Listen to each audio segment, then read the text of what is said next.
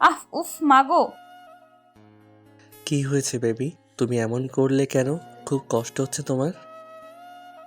Please এটা ঢুকানোর চেষ্টা করো না। আমার জ্বলতেছে, এটা বের করে ফেলো প্লিজ। সকালেই তো বললে তোমার এটা অনেক বেশি পছন্দ, তাহলে এখন আবার বের করে ফেলতে বলতেছো কেন? প্রথমে ভালো লেগেছিল, ভেবেছিলাম এটা নিতে পারবো, কিন্তু বুঝতে পারিনি এটা এত বেশি কষ্টদায়ক হবে। প্লিজ বের করে ফেলো, আমার অনেক জ্বলছে, অনেক ব্যথা করছে।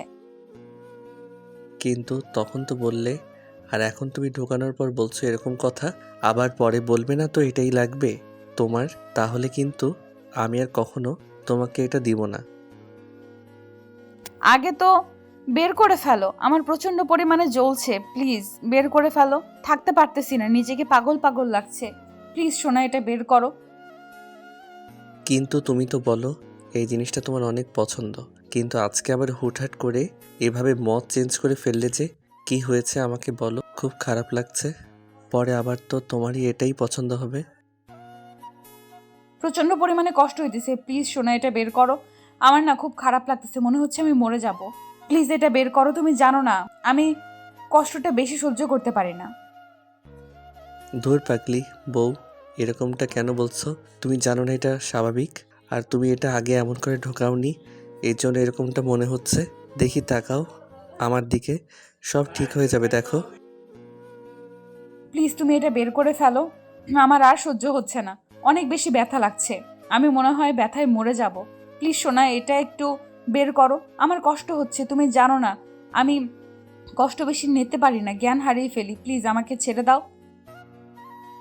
কী সব বলো, কিছু হবে না তোমার, আমি আছি না দেখি, একটু পরে ঠিক হয়ে যাবে। আর জোর করে ঢুকাচ্ছে তো, ওই জন্য এরকমটা হচ্ছে, কিন্তু একটু পর সব ঠিক হয়ে যাবে দেখো। বাবু কষ্ট হচ্ছে, তুমি কেন বুঝতে পারো না? কষ্ট হলে কি আমি সেটা বলবো না? তুমি কেন জোর করছো? তুমি তো বুঝতে পারতেছো আমার কষ্ট কতটা বেশি হচ্ছে, তারপরও এরকমটা কেন করছো? ছাড়ো। আহ। জিনিসটা তো অনেক সুন্দর, তুমি কেন এরকমটা নিতে পারবে না? তুমি তো বলেছিলে এটা তোমার লাগবে, তাহলে এখন যখন ঢোকাতে চাচ্ছি তাহলে নিতেছো না কেন? জানতাম নাকি ঢোকাতে গেলে এত বেশি কষ্ট হবে।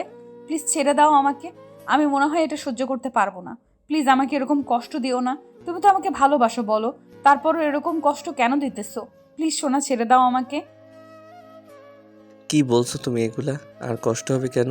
দেখি একটু চুপ থাকো, আর চোখ জোড়া বন্ধ করে রাখো। তুমি এদিকে তাকিয়ে আছো, ওই জন্য তোমার কষ্ট হচ্ছে, কিন্তু দেখো একটা সময় ঠিক হয়ে যাবে।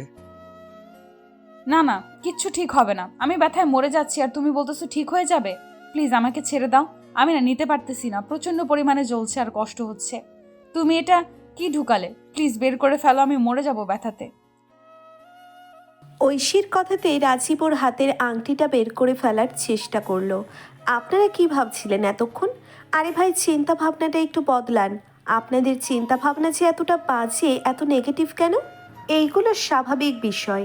আর কথাগুলো এমন করে বলেছে যার জন্যে আপনারা এরকম করে উল্টোপাল্টা ভাবলেন। আর স্বামী স্ত্রীর মাঝে এরকম হওয়াটা স্বাভাবিক।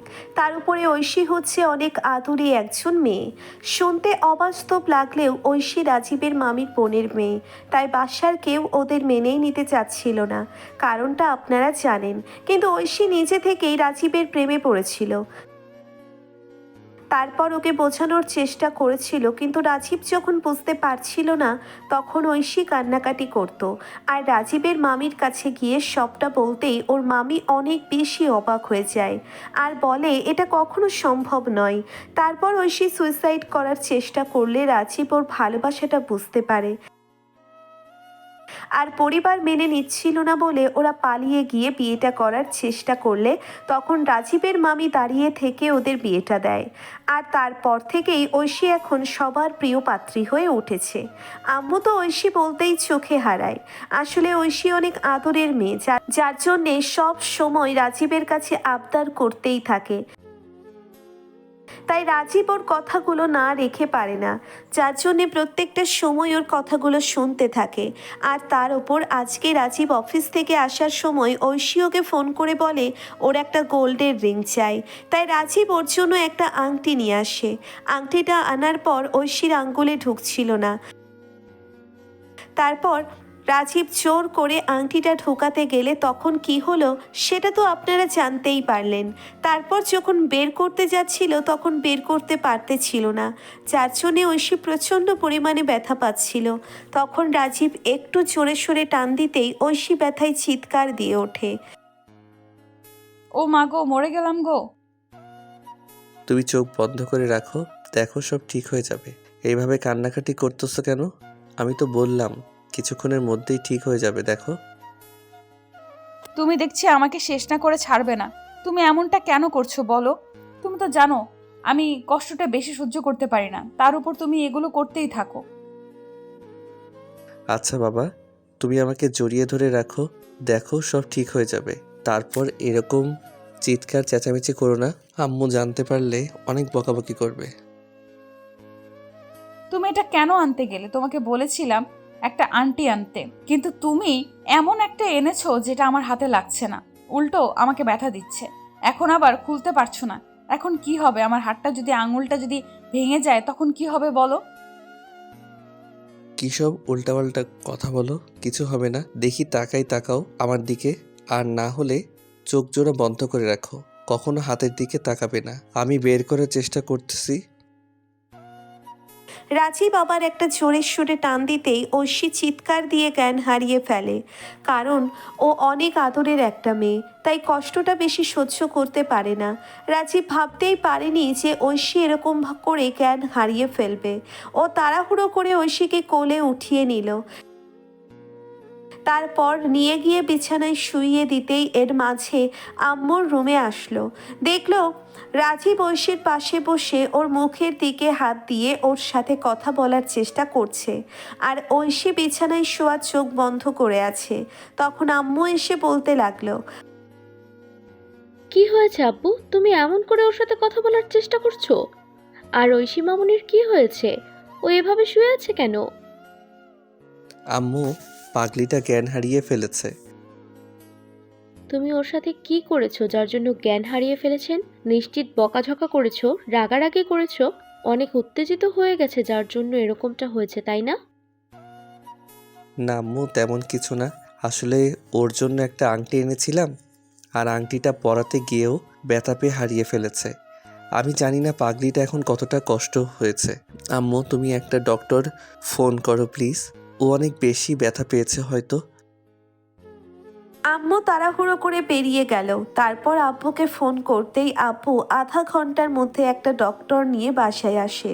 তারপর এসে দেখে ঐশী এখনো জ্ঞান হারিয়ে ওইভাবে শুয়ে আছে। তখন ডক্টরের এসে ওকে চেক আপ করতে লাগলো। তখন রাজীব বিষয়টা বললে ডক্টর কিভাবে ওর দিকে তাকিয়ে রইল, কারণ ঐশীর ব্যথায় ওর জ্ঞান হারিয়ে ফেলেছে। এবার ডক্টর রাজীবকে বলতে লাগলো, যে কোনো কাজ ভেবেচিন্তে করতে হয়। যে মেয়েটা কষ্ট সহ্য করতে পারে না তাকে কষ্ট দেন কেন? আর হুটহাট করে এভাবে জোর করে আংটিটা আঙ্গুলে ঢুকিয়েছেন কেন? দেখছেন আঙ্গুলের কি অবস্থা হয়েছে। এখন কি করবেন? আঙ্গুল কেটে ফেলবেন? ডক্টর, আপনি কি পাগল নাকি আপনার মাথা খারাপ? কী সব কথা বলছেন? আঙুল কেটে ফেলবে মানে? আপনি আংটিটাই কেটে ফেলুন। আচ্ছা ঠিক আছে, আপনি কাটিং প্লাস নিয়ে আসুন, আমি আংটিটা কেটে দিচ্ছি। ডক্টরের কথা মতো রাজীব একটা কাটিং প্লাস আনলে তখন ডক্টর অনেক চেষ্টার পর আংটিটা কেটে ফেলল। ঐশীর আঙ্গুলগুলো লাল হয়ে আছে, যার জন্যে খুব খারাপ লাগলো রাজীবের। ডক্টর ওর হাতে যে জায়গাটা ফুলে গেছে সেখানে কিছু মেডিসিন লাগিয়ে দিয়ে তারপর আরও কিছু মেডিসিন লিখে দিয়ে চলে গেল। রাজীব সারাটা দিন ঐশীর পাশে বসে রইল। সন্ধ্যার মুখে ঐশীর জ্ঞান ফিরলে তখন ঐশী এদিকে ওদিকে তাকাতে দেখে রাজীব তাড়াহুড়ো করে এসে ঐশীর পাশে বসলো। তখন ঐশী বলতে লাগলো, ওই, আমার কি হয়েছিল বলো তো? কি আর হবে, ব্যথায় তুমি জ্ঞান হারিয়ে ফেলেছিলে, ওই জন্য এতক্ষণ জ্ঞান হারিয়ে পড়েছিলে। আর ডক্টর তোমাকে ঘুমের ইনজেকশন দিয়ে গেছিল, এই জন্য এতক্ষণ ধরে ঘুমাচ্ছ। সামান্য বিষয়ে আমাকে ঘুমের ইঞ্জেকশন দেওয়া লাগে? তুমি আমার হাতে এমন করে আংটিটা পরালে বলেই তো এমন করে ব্যথা পেলাম। তুমি না অনেক দুষ্টু হয়ে গেছো। একটা বার বাসায় যাই আমি, আর ফিরবই না। তুমি খালি আমাকেই কষ্ট দাও। আচ্ছা বাবা, এরপর থেকে আর কষ্ট দিব না। এখন দেখি, তাকাও আমার দিকে। না, তোমার কাছে একটুও যাব না। তুমি আমাকে অনেক কষ্ট দিয়েছো। দেখি আমার হাতের কি অবস্থা। সারাটা সন্ধ্যা রাজীব ঐশীকে বুকের সাথে জড়িয়ে ধরে রাখলো। তারপর রাতের খাবারের জন্য আম্মু ওদের ডাকলে তখন রাজীব আম্মুকে বলতে লাগলো, তুমি না একদম পাগলি। এই সামান্য বিষয়ে কান্নাকাটি করতে হয়? দেখি, তাকাও আমার দিকে। দেখো, সব ঠিক হয়ে যাবে। তুমি একটা ফাজিল। না হলে এরকমটা করতে বলো? তুমি কি করে পারলে আমার সাথে এরকম একটা কাজ করতে? তোমার কখনো ভালো হবে না। তুমি অনেক দুষ্টু। আমি তোমার কাছে কখনোই আসবো না। আর একটু আদর করতে দেখো না, দেখো। আচ্ছা ঠিক আছে, কান্নাকাটি থামাও। দেখো, সব ঠিক হয়ে যাবে। আমি আছি তো। তাহলে তুমি এমন করে কান্নাকাটি করতেছো কেন? সব ঠিক হয়ে যাবে। এখন যদি ব্যথায় আমার জ্বর চলে আসে না, তাহলে সব দোষ তোমার। দেখো, আমি তোমার সাথে একটু কথা বলবো না। সব তোমার জন্য হয়েছে। আম্মু, তুমি একটু কষ্ট করে আমাদের খাবারটা দিয়ে যেতে পারবে? পাগলিটা এখন আমাকে ছাড়ছে না। আমি ওকে খাইয়ে দেই, তারপর আমি আসছি। আচ্ছা ঠিক আছে, তুই এখানে থাক, আমি তোদের খাবারটা দিয়ে যাচ্ছি, কেমন? একটু পর আম্মু খাবারটা দিয়ে গেলে তখন রাজীব ওর পাগলিটাকে ছাড়ানোর চেষ্টা করলে তখন ঐশী রাজীবকে ছাড়ছিল না। তখন রাজীব জোর করে ওকে ওয়াশরুমে নিয়ে গিয়ে ফ্রেশ করিয়ে এনে আবার বিছানায় বসিয়ে দিয়ে তারপর ওকে খাবার খাইয়ে দিতে লাগলো। ঐশী রাজীবকে খেয়ে নিতে বললে রাজীব খেয়ে নিল। তারপর একটা সময় ঐশীর ঘুম পাচ্ছিল বলে তখন রাজীব ওকে ঘুমাতে বললে ঐশী ওকে বলতে লাগলো, আমি ঘুমাতে পারি, একটা সত্যি। কিন্তু তার জন্য তোমার আমাকে বুকে নিয়ে ঘুমাতে হবে আর ঘুম পাড়িয়ে দিতে হবে। আমার হাতে অনেক ব্যথা করতেছে। ঐশী কথাতে রাজীব ওর পাশে শুয়ে পড়ে। তারপর ওকে বুকে জড়িয়ে নিয়ে ঘুম পাড়িয়ে দেওয়ার চেষ্টা করে, কিন্তু মাঝরাতে বুঝতে পারে ঐশীর শরীরটা অনেকটা গরম হয়ে আছে। তখন রাজীব উঠে তাড়াহুড়ো করে ওর মাথায় জলপট্টি দিতে লাগলো। তারপর একটা সময় জ্বরটা কিছুটা কমলো, কিন্তু ঐশীর শরীরটা কাঁপছিল। রাজীব ওর শরীরে একটা কম্বল চাপিয়ে দেয়, কিন্তু কাঁপুনি কমছিল না।